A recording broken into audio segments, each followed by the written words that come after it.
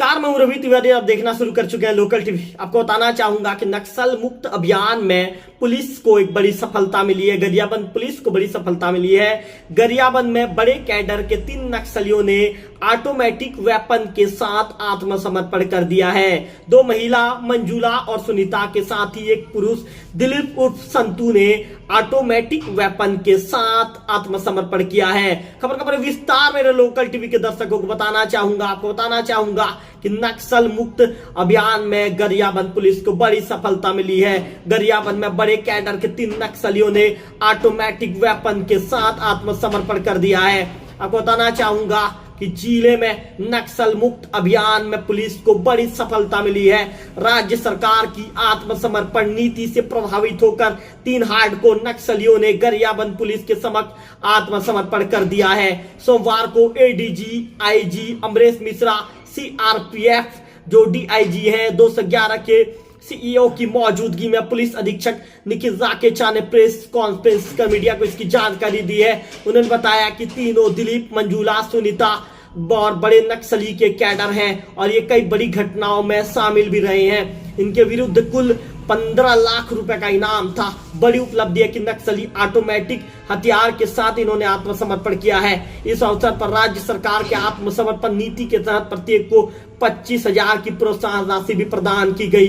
यह बताना लाजमी होगा कि जिले में पुलिस अधीक्षक निखिल राकेचा के पोस्टिंग के बाद नक्सल विरोधी अभियान में पुलिस को लगातार सफलता मिल रही है। सघन सर्चिंग अभियान से नक्सलियों पर लगातार दबाव भी बढ़ा है। बार बार उन्हें जगह बदलनी पड़ रही है। बीते माह मुठभेड़ में पुलिस ने 17 नक्सलियों को मार गिराया है। इस घटना में नक्सलियों को बड़ा नुकसान हुआ था। सेंटर कैडर के बड़े नक्सलियों को भी मार गिराने में पुलिस को सफलता मिली थी। इसके साथ साथ देखा जाए तो पुलिस की रणनीति के आगे अब नक्सलियों के हौसले भी दम तोड़ने लगे हैं, जिसके चलते नक्सली हिंसा त्याग कर मुख्य धारा में लौटकर आत्मसमर्पण की राह अपनाने लगे हैं। इस अवसर पर एसपी निखिल राकेचा ने कहा कि एसटीएफ सीआरपीएफ की टीम बेहतर काम कर रही है। पुलिस की सक्रियता के चलते जो नक्सलियों पर दबाव बढ़ा है, राज्य सरकार के आत्मसमर्पण नीति से प्रेरित होकर 3 नक्सलियों ने मुख्य धारा में लौटने का भी निर्णय लिया है।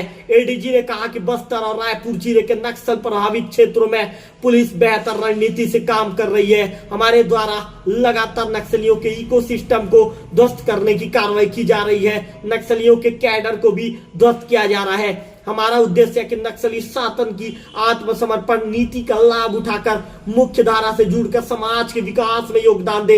इसी क्रम में रायपुर रेंज के जो आईजी हैं गरियाबंद जिले में पुलिस को जो बड़ी सफलता मिली है उस पर उन्होंने बात की है। नक्सली उन्मूलन के तहत हमें यह सफलता मिली है। शासन की योजनाओं और नीति का व्यापक प्रचार प्रसार किया जा रहा है, जिससे नक्सली मुख्य धारा पर लौट सके। अब नक्सलियों के विषय में आपको जानकारी देना चाहूंगा। दिलीप उर्फ संतू ग्राम केसेव कोडी थाना कोयलीबेड़ा जिला कांकेर के रहने वाला है। इन्होंने बताया कि शंकर डीवीसीएम नामक नक्सली द्वारा 2012 में इसे माओवादी संगठन में भर्ती कराया गया। इसके बाद यह 6 माह तक रावघाट एरिया कमेटी में कार्य किया।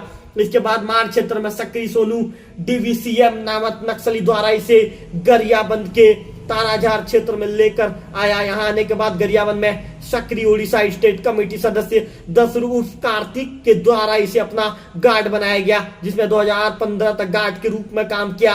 कार्तिक द्वारा इसे गरियाबंद धमतरी जो सीमा में सक्रिय Mainpur LGS local gorilla squad में भेजा गया, जिसमें 2016 तक सदस्य के रूप में काम किया। 2017 में बड़े माओवादी कैडरों द्वारा इसे गरियाबंद नुआपाड़ा सीमा पर सक्रिय एसडी के area committee Sonabeda Dharambandha Kholibatar area committee में भेजा गया, जिसमें 2020 तक सदस्य के रूप में तथा 2020 में डिप्टी कमांडर बनकर 2025 तक सक्रिय रूप से रहकर वह कार्य कर रहा था।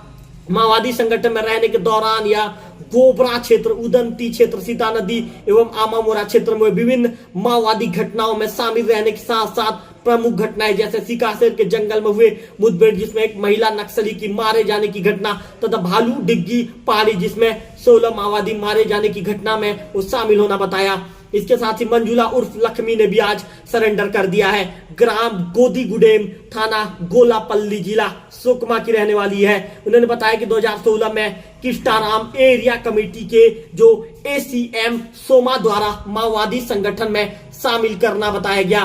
किस्टाराम एरिया कमेटी में 3 माह कार्य करने के बाद माओवादी डॉक्टर उंगी द्वारा उसे किस्टाराम क्षेत्र से अबूझमार लाया गया। मार क्षेत्र में कुछ देर रहने के बाद रावघाट डीवीसीएम तीजू द्वारा इसे 2017 में को धमतरी के सीता नदी क्षेत्र में छोड़कर वापस चला गया। आने के बाद गरियाबंद में सक्रिय SZCM जयराम उर्फ गुड्डू द्वारा इसे अपना गार्ड बनाया गया, जिसके गार्ड के रूप में यह 2019 तक रही। बाद में 2019 को इसे बड़े माओवादियों द्वारा HDK एरिया कमेटी में भेज दिया गया, जहां पर 2025 तक वह सदस्य के रूप में सक्रिय रही। माओवादी संगठन में रहने के दौरान यह अमामोरा सोनाबेड़ा एवं पाताघारा क्षेत्र में हुए विभिन्न माओवादी घटनाओं में शामिल होने के साथ साथ प्रमुख घटनाएं जैसे शिकासेर के जंगल में हुए मुठभेड़ जिसमें एक महिला नक्सली के मारे जाने की घटना तथा भालू डिग्गी पहाड़ी जिसमें 16 के मारे जाने की जो घटना में शामिल होना बताया। और तीसरे के रूप में सुनीता उर्फ जुनकी, ये भी आज इन्होंने भी सरेंडर किया है।